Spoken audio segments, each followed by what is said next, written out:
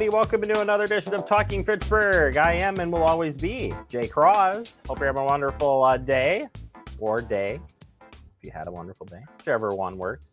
It is May 21st, Thursday. Feels like a Friday, doesn't it? Maybe because it is my Friday. I don't know. Just saying.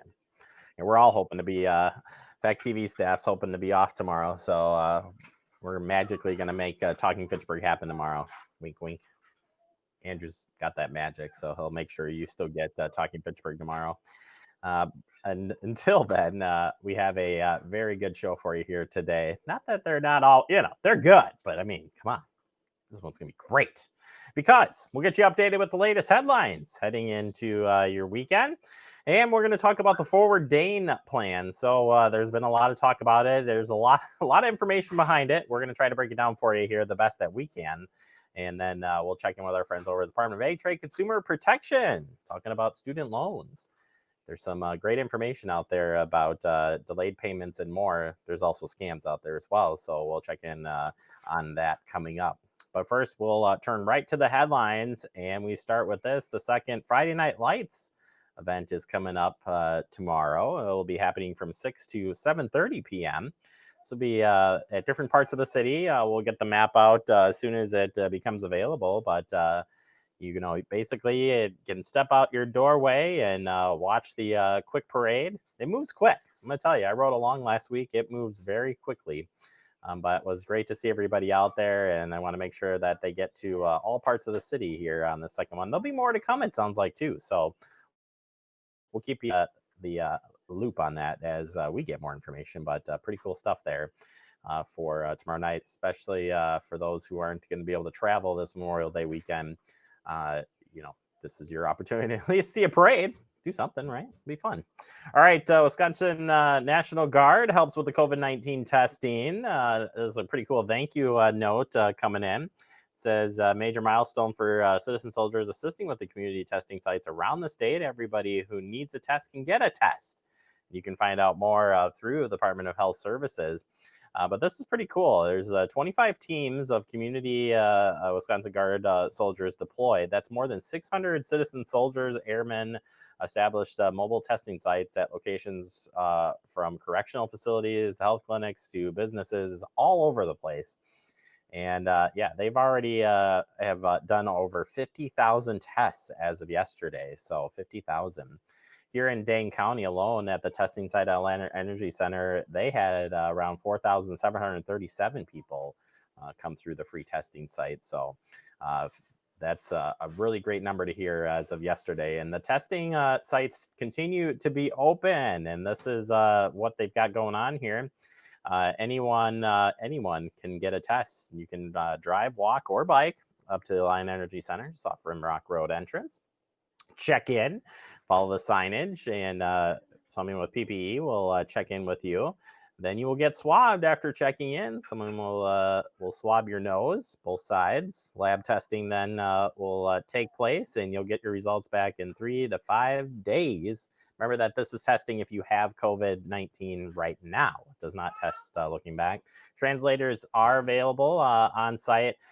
Today it runs till 8 p.m. So Tuesdays and Thursdays was running to 8 p.m. And it will be continuing into this weekend. It will not be open on Monday, though, on Memorial Day. So keep that in mind if you're planning on getting out there and getting a test. All right. I found some good resources here on health insurance. So in case you have lost your job, there's some helpful information here that I wanted to share with you real quick. It is this helpline and great information. So if you lose your job and need health insurance, what can you do? Well, you can get free help from health insurance experts. Experts will help you understand your options and enroll in a plan. Free help is available over the phone for those for the entire state of Wisconsin. You may be eligible for some of the options below. Those are the numbers there on the screen at 608-261-1455 or 414-270-4677, or you can go to coveringwisconsin.org/enroll. And it has great resources telling you about some of those plans that are available out there for you. So by no means does this mean if you lose your job, you don't have coverage, and that's what this can help figure out for you. So check it out. Really great resource. And as we always do when we share up the links or share up these headlines, we'll share the links with you so you can check out the different options that are available for you out there. But yeah, I came across that and I was like, hey, that's a really good resource there, especially during this time of uncertainty. If some of you may have been laid off or even lost your job, want to make sure you still have that health coverage. All right, as we get into the holiday weekend and the warm weather continues, motorcycles are going to be out there, and people are asked to look twice when you're on the road. So May is Motorcycle Safety Awareness Month, and traffic safety officials with the Wisconsin Department of Transportation are asking all motor vehicle operators, share the road, be alert, and safe. About 550,000 Wisconsin residents hold motorcycle licenses, including our own Andrew Bamlett. Last year, yep, he's number 550. Last year in Wisconsin, there were 1,799 motorcycle crashes, and in which 1,532 motorcyclists were injured and 81 were killed, which is a pretty staggering number there. That's or startling number. If you're driving a car or truck, watch carefully for motorcycles before pulling out from a stop sign, turning left, or changing lanes. Motorcycles should wear all gear at all times, including visible and protective equipment. Anticipate potential problems by focusing on the road ahead.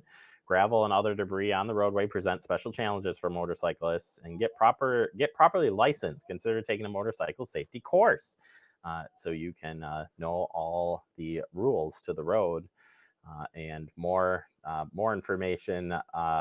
Well, you can head over to Wisconsin DMV and get yourself signed up for that. But yeah, it's that time of year to definitely check that out and make sure you watch out for motorcyclists. Saw some last night. It's a really nice time to go out and have some fun.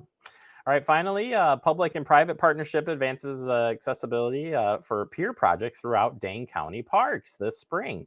This is a pretty cool story. As part of the multi-year project at Babcock County Park staff, in conjunction with the private fundraising from the Foundation of Dane County Parks, recently installed two refurbished piers with handrails and boat landings along the Yahara River, which you can see here. Andrew's put those pictures out there for you. This is nestled between Lake Wabisa and Mud Lake. Babcock County Park is in McFarland, is the county's most used lake access point. And its shoreline and boat landings are fishing hotspots. Also this month, another accessible pier is tentatively planned to go in at Selmo Pond County Park near Black Earth Creek in Cross Plains. That's where I used to go fishing when I was a young lad. Let me tell you, it's a very nice park. That park has changed, by the way, big time. They've cleared it out, and it's really a beautiful place to go. Not too far outside of Cross Plains there, so you can check that out. But yeah, pretty cool stuff there. Love to see easy access for everybody at all of the lakes, and get out there and enjoy our parks. They are amazing, and fishing so much fun. Just saying. my son said it right there. Whoa, he knows. All right, that does it for our headlines. Coming up next, we open up our digest. We'll talk about Forward Dane. That's next right here on Talking Fitchburg.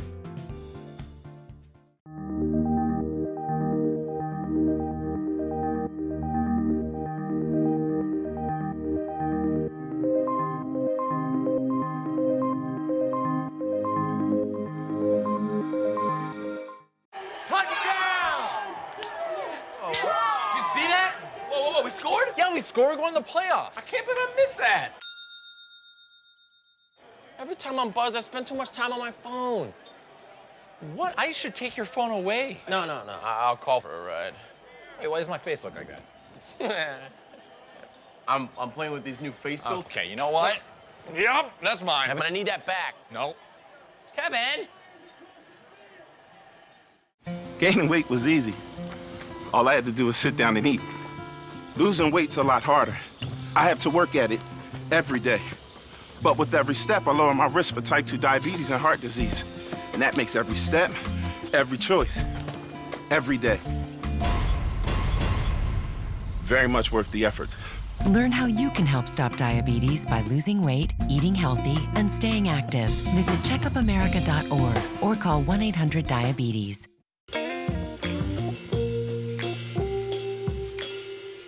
After you joined our family, it was like, I really do feel complete now.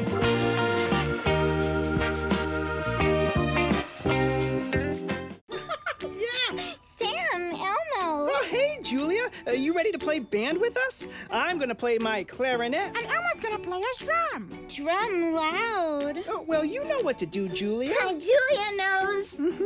With Julia's autism, loud sounds can be too much. But she still loves to make music. Play band. Early screening for autism can make a lifetime of difference. Find out more at screenforautism.org. Welcome back to Talking Fitchburg. Transitioning now in our digest, and today we'll be talking about the Forward Dane plan. This is a plan that was put in place, well, it was early this week, and we've talked about it on the show, but we really didn't have a chance to really go through it, and I wanted to take the opportunity to try to break down some of it at least. There are a lot of components to this, and we're trying to make it just a tad bit easier to understand how this works for phasing in different things like businesses, parks, you name it. It's all in this plan. So let's take a look here first at what we're looking at. And we start with this tracker. Forward Dane is a plan for reopening Dane County. It looks at a table starting on page 9, which we'll be taking a look at here in just a second, that overviews what each phase looks like. New order is in place at 8 a.m. This is particularly helpful for businesses to see what they can do right now. And as you can see here, that as they move through these different phases, more things will open, more things will become available. But it's all based on data. So let's dive into this and look at exactly what are we talking about. So it says here, we may have to tighten or loosen the policies depending how things are going. So this is what they anticipate, and this is what you should anticipate as well. As while we hope that by following this plan, our path to reopening will be linear, we cannot predict the path of the virus. It is possible that we may have to tighten or loosen the policies so we all can stay safe and healthy to keep our healthcare, public health systems from becoming overwhelmed. We have created Forward Dane using the data and the best evidence available to ensure that our peaks stay low and we avoid the need for additional safer at-home orders. So you can see that things where we were kind of when this all started and how things tightened up.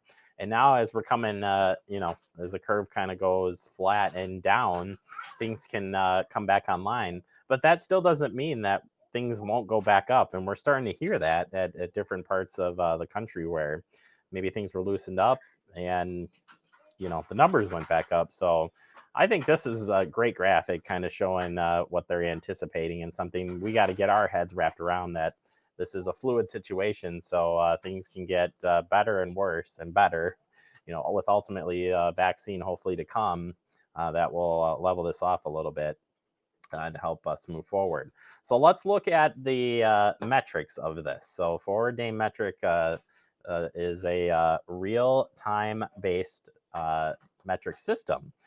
It is not meant to, or basically here it's done by the county and is scaled, so even scaled even smaller, municipalities, facilities, or businesses. And this is again to identify the hot spots. So based on different categories. So you've got this, the first, let's even look at the healthcare. The testing supplies, staff, facilities are adequate. So if it's green, then it's greater than 800 tests per day. If it's yellow, it's 400 to 800 tests per day. If it's red, it's below 400 tests per day. So it's giving you kind of where these the statuses are based on different tests and measures that they have here. And you'll see these dots show up here in just a little bit of time as well. So it breaks it down by hospital capacity for that's to treat all patients without the crisis care, and then stable or decreasing numbers of infected healthcare workers. So green obviously means good. Red, probably not a good thing, right? Public health, lab reporting, community spread, and surveillance. So they have set up metrics on all of those fronts. Again, when it gets to the green, at least for the lab reporting, that's more than 85% of all new cases are contacted within 48 hours of their test collection. So right now we're at the 70 to 85% of all new cases are contained within 48 hours of their test collection. All right, moving ahead here then. Why the phased approach is so important? Well, following the data, metrics will be assessed by move through the reopening phases. All metrics are at least yellow to move to phase 1. Assess at 14 days after the implementation of phase 1. If more than half of the metrics are green, then the criteria are not red, then they'll move to phase 2. If the criteria is not met after 14 days, assess regularly until the criteria is met. So looking at those metrics we were looking at before kind of gives you an idea of which direction they're going. And then it says here, assess after 14 days of implementation of phase 2. If more than half of the metrics in Dane County are green and no metrics in Dane County and Southern region are red, then they'll move on to phase 3. If the criteria is not met after 14 days, they reassess and check it out again. And then it continues on to phase 3 until the widespread protections are available, which was kind of looking at that vaccine information. So now finally, we look at the reopening phase plan here. And I told Andrew there's a lot of pages with this, so he's going to scroll through these. Long-term care living, public health, and private schools. So again, you're seeing the different phases here as they are labeled out and telling you again what will open and what will be available in the different phases. So this whole plan is available online. I know, again, it's not doing justice here to get everything out to you, but basically it's a plan that as things get better, then they can move into the next phase. Things get better, they move into the next phase. Things deteriorate, then they might have to move back a phase. So but they've pretty much thought out of every area that you can possibly think of. So check this out if you're curious kind of what will be opening and what will not be opening, especially when we're talking like businesses and stuff. This is huge because this is the criteria they need so they can open back up and get back to their normal operations or what they can. All right, that does it for our update. Coming up next, we open up our guest segment. We'll be talking with the Department of Aid, Trade, Consumer Protection about student loans during the COVID-19 pandemic. That's next right here on Talking Fitchburg.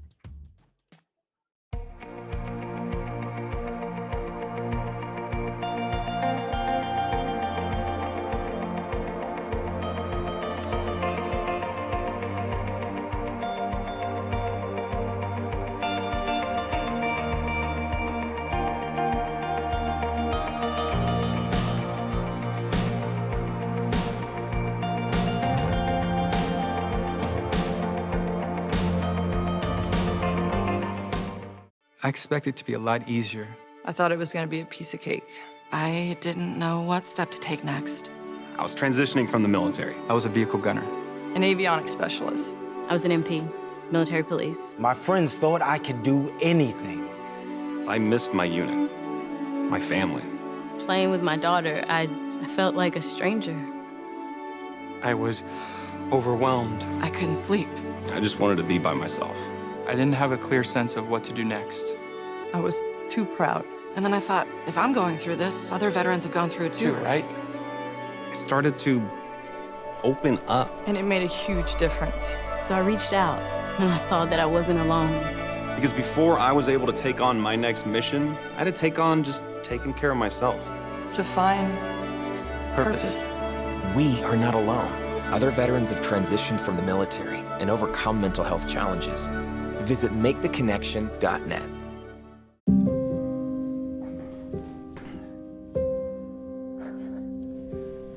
You're there for them. We're here for you. Find free care guides at aarp.org/caregiving. Welcome back into Talking Fitchburg. Joining me today via remote is our friend Laura from Department of Aid, Trade, and Consumer Protection. Laura, how you doing? I'm good, thanks. I'm safe and I'm healthy, and I'm happy about that. So doing the best I can. That's good. And we love this remote location with the pink wall. This is amazing. I will tell my family that you like the pink wall in the kitchen. There was not a lot of consensus at the time, so check one for me. Yeah, exactly. Today we're going to be talking about student loan relief. I like the title here, Student Loan Relief, the real story. And try to understand and navigate here that there's been some forgiveness, if you will, and some different terms and changes to this. Kind of set this up for us, what we're talking about here. Right. We call it the real story because a lot of times the scammers try to take what's true and turn it into a totally different story to take advantage of you. So the real story is the federal government came out with the CARES Act. And part of the CARES Act, it provides the stimulus checks that a lot of people are familiar with, but it also provides relief to student loan borrowers for some of their federal loans. What's important about this is a couple things. It is not all of your loans. So we encourage you to call your servicers and find out which loans are actually eligible. Private loans would not be eligible, just certain federal loans. And the other important thing is, in order to get relief, you don't have to do anything. What is going to happen is the federal government will put these loans into forbearance without your needing to take any action. And what happens is the loan payments will be delayed in the future. When the forbearance ends, you'll have to start paying them, and then your payment terms will be longer than they originally were. They'll be 2 months longer. But during this time of forbearance, no interest will accrue and no payments are due. And again, student loan borrowers do not have to do anything for that to happen. Now, if they want to keep paying, they can, and they should, because again, if you don't pay, you're going to have to pay it ultimately. So if you have the money to keep paying, you should contact your servicers and continue to pay. The forbearance is retroactive, actually. It starts on, it's retroactive to March 13th, and it will last until September 30th. So from March 13th to September 30th, there are certain federal loans that will not be collected and will not accrue interest. That is the real story. Well, the fake story is that any of this requires action or costs money or requires you to give personal identifying information to somebody that calls you. And that's, as we know, how scammers take advantage of federal programming. So if you get any calls or emails or texts or social media pop-ups saying, click here to get your federal student loan relief, give us some money to get to fill out an application for your federal student loan relief, give us some personal identifying information to get federal student loan relief, ignore all of those things. That is a scam, and they're trying to take advantage of you. Yeah, that's it's one of those too good to be true pieces there. What stands out first in the scam component of this. Have you guys received any reports on the scams in particular, one way or the other, or is this more on a national front that be aware that they've got reports? How are they coming in? There are reports nationally of activity around student loan scams, and the reason for that is there's a significant amount of money involved here. And as we know, anytime there's a significant amount of money or a significant amount of debt, you're going to see you are going to see scammers that are going to try to take advantage of that and try to relieve you of that debt as fast as they can to help you.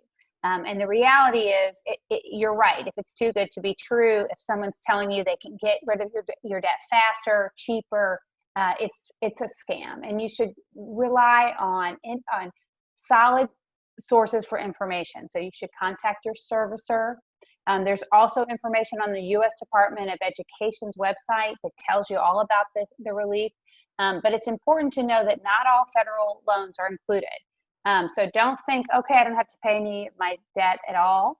There are certain federal loans that aren't included, and your private loans are not included. So we encourage people to make sure they contact their servicers, they get the information that they need about this program, and they by no means pay to get the help or give their social security number or anything affiliated with your student loans to an entity or a third party that you don't know and trust.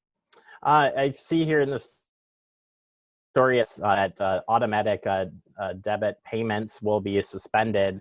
Would you recommend overall just stopping that or checking in on that? Because I assume that could be, not only could that be just bad in general, that you think they were being paid and they were stopped, but also, again, could be one of those scam pieces as well as saying, hey, you need to stop your payment because you're going to be charged interest or something. Any suggestions on that front? Yes, that's a great idea. You should always stay on top of your finances in that way and understand what automatic payments are being shut down. So for instance, they're supposed to be shut down, but there may be a problem with your banker. So yes, do your due diligence, call your servicer, figure out which loans are covered, call your bank and ensure that you understand that the loans are not being collected if you don't want them to. If you want them to continue to be collected, then tell the bank you want those payments to keep going because you're still in a finance. Some people still have a job and still can make payments on their loans. Other people can't. And that's the reason for this relief. But by all means, take the initiative to talk to your bank and make sure that those automatic payments are being stopped if you want them to, and call your servicer and make sure you understand which loans are being put in forbearance and which ones aren't. So if you need to be making some payments, you're still doing that. All right. The easy question of the day, where can we find out more information? And if we think we've been scammed, where can we report that? You should contact DATCP, and we'd like to hear these. We like to hear whether you've been scammed so we can help you. But even if you haven't, give us a call at 1-800-422-7128. Let us know what you're seeing. If you have questions or concerns about anything related to the COVID crisis, we have people at our hotline that can direct you to the resources that you need and resolve the complaints that you may be experiencing. Perfect. Laura, always a great pleasure to have you on the show. Take it safe out there and tell your family we love. Fact TV loves the pink wall, and that's all that matters. All right. Be safe and stay healthy. All right. You as well. We appreciate our time always with Department of Trade Consumer Protection. Laura and Michelle helping us out and keeping you protected. Hit up the website. So many great facts out there and resources that help you navigate through anything and everything you could possibly think of when it comes to scams, and again, helping out on that COVID-19 stuff as well. Take a quick break. You are watching Talking Fitchburg. So how was work? It was 1,300 hours. My math class from 302 was in the trenches. Davy Roth had it the worst. Fractions were coming at him left and right. He just didn't get the damn things. 2 days ago, I tried to teach him what 1/4 of 1/2 was using different sizes of blocks. Yesterday, I tried again by dividing up pizza. Both missions failed. Oh no. But today, I was ready. I created a combat math game where the only way to beat the enemy is to out-fraction them. Davy conquered every last denominator. My game was so successful, the principal is deploying it to math squadrons all over the school. Anywho, how was your day? Oh, today my boss treated the office to salad wraps. Salad wraps. No. Welcome back into Talking Fitchburg. Wrapping up the show for the day, I want to thank Laura from Department of Trade Consumer Protection and her pink wall. Gotta love that pink wall. Fact TV, we support that pink wall, let me tell you. Now, we appreciate their time. We'll check back in with them later in the month. All right, for now, I only have this to share with you. It's how to stay connected with Fact TV. Super important here, folks. This is the great stuff. Facebook, YouTube. Facebook, we keep you up to date with the latest headlines. We're pushing them out all day long. YouTube, we're posting up our videos. Great platform, easy to use to check out our headlines and guest segments and more. Apple TV and Roku. Those are great streaming platforms. You get our channel in full HD, the Com channel and Gov channel over there for you to check out. And don't forget the website, fitchburgwi.gov. Click on Fact TV. Just look for our logo, and you can check out all of the latest government meetings, past Talking Fitchburg, great shows, and more. All of that there for you at the website, fitchburgwi.gov. Until tomorrow, everybody, have a safe day. Get outside, and we'll see you back here tomorrow.